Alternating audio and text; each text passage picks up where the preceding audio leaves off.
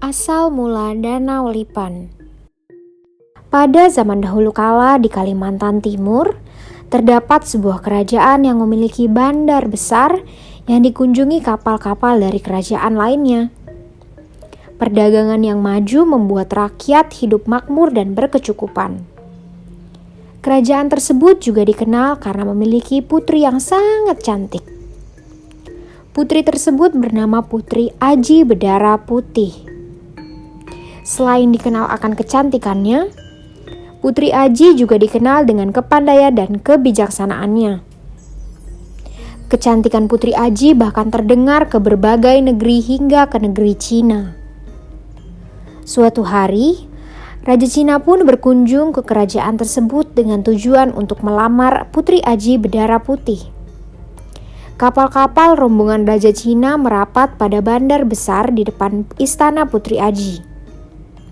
Raja Cina pun menuruni kapal dengan pakaian kebesarannya. Putri Aji menyambut rombongan Raja Cina dengan ramah di balerung istana. "Selamat datang yang mulia. Terima kasih mau berkunjung ke istana kami yang sederhana ini." "Terima kasih untuk sambutannya. Tuan Putri, benar yang dikatakan orang-orang. Selain rupawan, Anda juga bijaksana. Maksud kedatangan saya ke sini adalah untuk..." "Maafkan saya. Tentunya yang mulia kelelahan setelah berlayar jauh selama berhari-hari. Karena itu, kami sudah menyiapkan hidangan ala kadarnya. Silakan yang mulia dan rombongan menikmatinya." Putri Aji ternyata sudah tahu maksud kedatangan Raja Cina. Karena itu, Putri Aji mempersilahkan Raja Cina untuk makan terlebih dahulu. Ada hal yang tidak diketahui oleh Raja Cina.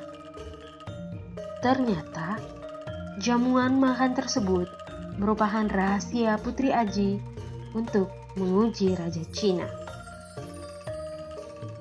"Silakan dinikmati hidangannya yang mulia."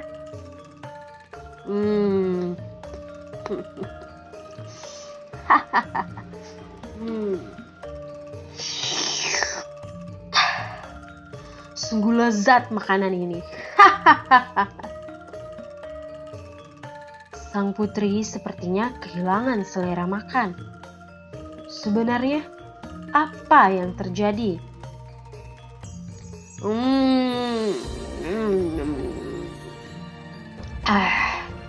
Makanan di sini sungguh sangat lezat, sangat enak sekali.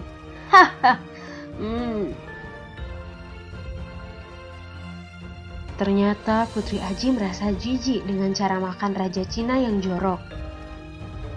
Sang raja makan dengan menyesapnya dari piring. Ia tidak menggunakan tangannya. Hal itulah yang membuat Putri Aji kehilangan selera makan. Putri Aji tidak hanya merasakan jijik, tetapi ia juga merasa tersinggung. Raja Cina dianggapnya tidak menghormati tuan rumah dengan cara makan seperti itu. Akhirnya, tidak lama berlalu, acara makan tersebut selesai. Putri Aji dan Raja Cina melanjutkan pembicaraan di balerung istana. "Yang mulia Raja Cina, terima kasih untuk pujiannya. Yang saya hidangkan hanyalah makanan sederhana. Untuk pinangan yang mulia, maafkan saya tidak bisa menerimanya. Semoga yang mulia tidak tersinggung dengan penolakan saya." Raja Cina merasa tidak senang dengan penolakan Putri Aji. "Kenapa Tuan Putri menolak pinangan saya? Saya tidak menyukai cara makan yang mulia. Seorang manusia sudah seharusnya makan dengan menggunakan tangan, bukan langsung menyesapnya." Setelah lamarannya ditolak, maka Raja Cina segera menuju ke kapal dan memerintahkan prajuritnya untuk bersiap menyerang istana Putri Aji. Raja Cina pun segera memimpin penyerbuan ke istana Putri Aji. Serangan besar-besaran dilakukan ke istana. Ribuan panah tiada henti menghujani istana tersebut. Pasukan Putri Aji tidak tinggal diam. Mereka membalas dengan menghujani anak panah. Saling menghujani anak panah terjadi untuk beberapa lama. Korban berjatuhan di kedua belah pihak. Pasukan Cina pun lama-lama berhasil mendekati gerbang istana, dan beberapa dari prajurit Cina berusaha untuk mendobrak gerbang istana. Para pasukan Putri Aji berusaha memanah prajurit Raja Cina. Akhirnya, gerbang istana Putri Aji berhasil didobrak. Pasukan Cina segera masuk dan terjadi pertempuran sengit di halaman istana. Pasukan Putri Aji semakin terdesak. Pertempuran semakin dekat ke balerung istana. Putri Aji yang menyaksikan pertempuran tersebut semakin cemas. Pasukannya tidak akan bisa bertahan menghadapi pasukan Cina. Para dewa, tolonglah rakyatku. Jadikanlah sepa-sepa daun sirih ini menjadi lipan yang menghancurkan seluruh pasukannya. Selesai berdoa, Putri Aji segera memakan daun sirih di tangannya. Lalu Putri Aji menyemburkan daun sirih yang dikunyahnya. Kunyahan daun sirih Putri Aji berubah menjadi lipan-lipan yang amat besar. Sementara itu, pertempuran masih berlangsung di halaman istana. Meski terdesak, pasukan Putri Aji terus memberikan perlawanan. Para pasukan dari kedua pihak terkejut dan menghentikan pertempuran karena melihat ribuan lipan keluar dari istana. Lipan-lipan tersebut hanya menyerang pasukan Cina. Pasukan Cina segera melarikan diri keluar istana menuju kapal-kapal mereka. Raja Cina pun tidak luput dari serangan lipan-lipan tersebut. Sang raja berlari terbirit-birit menuju kapalnya. Karena kewalahan, pasukan Cina segera masuk ke kapal dan segera pergi secepatnya dari pantai Muara Kaman.